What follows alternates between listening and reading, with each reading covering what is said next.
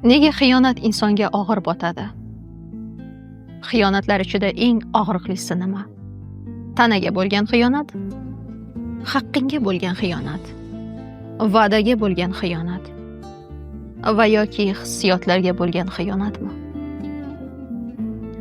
Bilasizmi, xiyonatni eng ko'p og'riqli beradigan inson bu eng yaqin kishingdan bo'ladigani.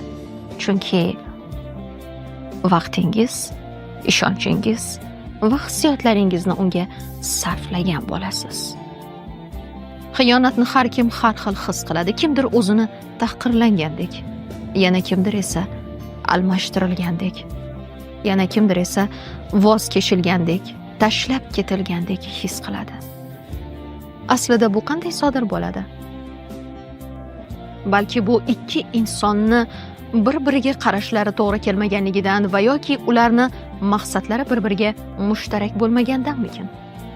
Va yoki sevgini ikki inson ikki xil tushungandanmikin?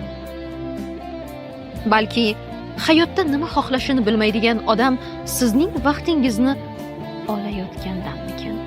Yoki mehr va muhabbatga zor bo'lgan odam boshqa biridan xuddi shuni kutish va ikkinchisi buni nima ekanligini bilmaganligi uchun bera olmaganidan sodir bo'larmikin? Siz nima deb o'ylaysiz?